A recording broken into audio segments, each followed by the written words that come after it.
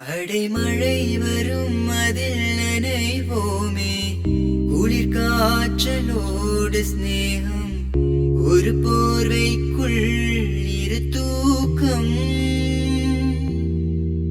குடு குடு பொய்கள் சொல்லி என்னை வெல்வாய், அது தெரிந்து கூட அன்பே, மனம் அதையேதான் எதிர்பார்க்கும்.